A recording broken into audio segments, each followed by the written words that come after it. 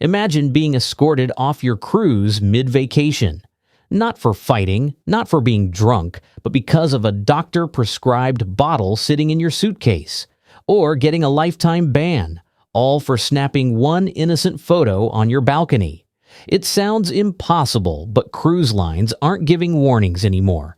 From legal items that are actually prohibited to money-saving hacks that are now considered theft, they are issuing instant removals. Today, we're exposing the 13 mistakes that can end your vacation on the spot, even if you had no idea they were against the rules. This isn't a scare tactic. This is what's happening right now on real ships. Don't let a $20 mistake cost you thousands. Here's exactly how to stay on board. Let's start with the single most common reason passengers get removed from a cruise, sometimes before the cruise even begins. Possessing banned substances. It creates huge arguments online, but the cruise lines are not debating this. We are talking about CBD, marijuana, and medical prescriptions. Here's the trap. You might live in a state or country where these substances are completely legal. You might even have a valid medical prescription for sleep or pain relief. None of that matters the moment you step onto cruise terminal property. Cruise terminals and ships follow federal law and international maritime law.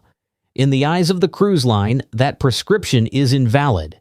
Many lines now use sniffer dogs at embarkation. If they find CBD gummies, oils, or any cannabis product in your bag, you're not just losing the item, you're getting denied boarding. No refund. Vacation over. Don't risk a $5,000 cruise for a $20 bottle of supplements.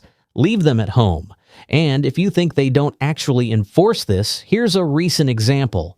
A TikToker boarding mariner of the seas brought legally prescribed medical marijuana. Didn't matter. Security reviewed it, and the senior officers decided he had to go. He wasn't warned. He wasn't given a lecture. He was escorted all the way off the ship in Jamaica, walked through customs and immigration, and told to arrange his own flight home with zero assistance. That is exactly how strict the policy is. The second legal trap happens during your cruise: bringing weapons on board. You're in a port and you see a cool souvenir, maybe a ceremonial knife, a vintage replica pistol, or even a pair of specialized large scissors. You buy it, put it in your backpack, and try to reboard. When the X-ray machine spots it, you have a problem. While some security teams might just confiscate it and hold it until the end of the cruise if you try to conceal it, or if it violates the ship's specific prohibited items list, like pepper spray, which is illegal in many Caribbean nations, you can be detained by local authorities or denied reboarding. And remember, cruise lines consider weapons differently. The definition varies by cruise line, and failing to declare one, even accidentally, can lead to denial of boarding before the trip even begins. If you buy a weapon-like souvenir, declare it immediately to security before you put your bag on the belt. Honesty is the difference between a held item and a security threat. To round out this list of legal traps, we have the modern headache: flying drones from the ship. Most cruise lines allow you to bring them, but you can only use them on land. If you try to launch a drone from the ship, even just to get a cool shot of the wake, you are violating international safety laws. It interferes with ship navigation and privacy. Best case, they confiscate the drone. Worst case, if you fly it near the captain's bridge or in a restricted port, you're off the ship at the next stop. Just keep it in the case while on board. Now we move to the gray area. These are the things passengers do to save money or time, thinking they are outsmarting the system. But the cruise lines have caught on, and their reaction is getting aggressive. Mistake number 4 is sharing the drink package. We've all seen it. One person buys the deluxe beverage package for $80 a day, and the other person stays sober but takes a sip of every cocktail. Or worse, the package holder grabs a beer, hands it off, and goes back for another 5 minutes later. You need to know that modern ships track the frequency of your orders, and bartenders are trained to spot pass-offs. If you get caught, they don't just say, "Don't do that." They will cancel your package without a refund, charge you full price for every drink you did consume, and in extreme cases of fraud, they can disembark you for theft of services. Related to this is mistake number 5, providing alcohol to minors. This is where people get confused by geography. You might think, we're in international waters, or the drinking age is 18 in this port, so I can buy my 19-year-old a beer. Nope. Most U.S.-based cruise lines, Royal Caribbean, Carnival, Disney, enforce a strict 21-plus drinking age everywhere, no matter what country you're near. Buying alcohol for a minor isn't a small rule break. It's a major liability issue. And here's the part most people don't know. The consequences don't just apply to the person who hands the drink to the minor. Carnival's contract explicitly says that if you buy or attempt to buy alcohol for someone under 21, the cruise line can disembark you and any adults traveling with that minor. One beer, one handoff, and your entire group can be removed at the next port with no refund and no help getting home. Cruise lines treat alcohol to minor violations as a serious safety and legal threat, not a mistake. But the fastest way to get kicked off before the ship even leaves the pier isn't alcohol. It's ego. Mistake number 6 is skipping or hiding during the mandatory muster drill. Seasoned cruisers often think, "I've been on 20 cruises, I know how to put on a life jacket." The captain does not care. Maritime law requires 100% passenger accountability before the ship can sail. If you are the person hiding in the buffet or the bathroom to avoid the drill, you are holding up 4,000 other people. And yes, people are removed for this. If you refuse to scan your card for the drill after being paged, security will escort you off the ship with your luggage. The ship will leave without you. Do not test them on this. There's one more rule that surprises a lot of cruisers. Mistake number 7, lying on the health questionnaire. That little form you fill out before boarding actually matters. Cruise lines still have the authority to enforce isolation, cabin confinement, or emergency disembarkation if they believe you're a health risk to the ship. Carnival's cruise ticket contract states they can confine guests to their rooms or remove them to prevent the spread of illness. Norwegian goes even further, saying they may impose quarantine, confinement, or disembarkation if they decide it's necessary for safety. Here's the important part. You must be truthful on your pre-boarding health questionnaire. If you start feeling sick on board, contact the medical center instead of trying to hide it.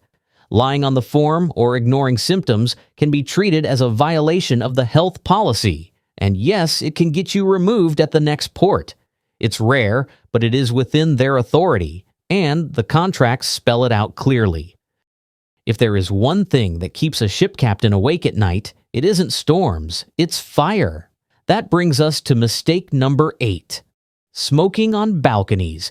You might think you are being sneaky by leaning over the rail or waiting until 2 a.m. to smoke or vape on your private balcony. You aren't. Cruise ships are equipped with sensitive smoke detectors and thermal cameras pointed down the side of the hull. They can spot a lit cigarette or a vape cloud instantly. And here's the part most people don't know. Cruise lines write this directly into their contracts. Carnival's official policy states that smoking is allowed only in designated areas, and if you smoke elsewhere, they reserve the right to charge up to a $500 cleaning fee per violation and disembark you for failure to comply. This isn't a small rule. Disembarkation can happen on the first offense if the violation is serious, but it becomes almost guaranteed if you continue after being warned or if security believes the behavior was intentional. Fire is the single biggest threat to life at sea, so this is one of the rules with almost zero leniency. Because of that, getting caught smoking on a balcony often leads to a cleaning fine and immediate removal at the next port. No refund, no debate, no exceptions. Mistake number 9 is driven by social media. Sitting on railings. We see it all the time. People sitting on the balcony railing to get that perfect sunset selfie, or climbing between balcony dividers to visit their friends next door. Let me be crystal clear. If a crew member or a security camera sees you sitting on any exterior railing, your cruise is over. There is no 3 strikes rule here.